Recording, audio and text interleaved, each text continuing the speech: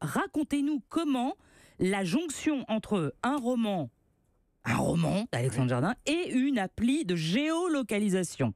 Parce que c'est pas une appli de rencontre. C'est une expérience de fou qui a démarré il y a maintenant 3 jours et qui fonctionne. On sait que ça fonctionne puisque on a fait la première signature samedi au Drugstore à Paris et sont arrivés des centaines de gens.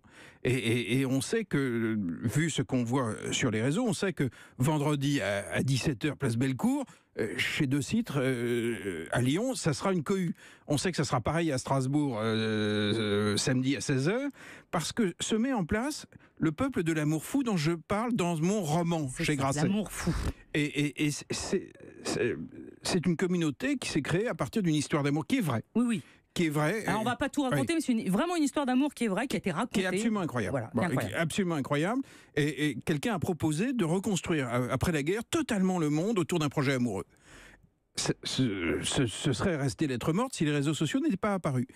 Et j'en ai tiré ce roman, qui sort dans une maison d'édition classique chez Grasset. Et en cours d'écriture, je vais voir un homme qui est le fondateur de l'appli de géolocalisation de Appen.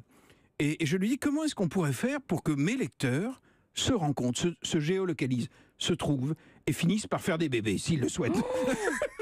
On n'est pas obligé non plus, après... Je lui dis en riant au début. Et tout à coup, il me dit, mais c'est possible. En France, on a 5 millions de gens sur l'appli Appen. Donc on a l'outil pour qu'ils puissent se géolocaliser, se trouver. On va mettre 2 petits cœurs, un double cœur, pour dire qu'ils sont d'accord avec la communauté dont tu parles dans ton roman. Et je suis sorti du rendez-vous en me disant, mais c'est une histoire de fou. Et puis on l'a fait. Et ça marche. Et ça marche. Et ça marche. Et l'idée, c'est qu'on se retrouve à chaque fois dans les librairies.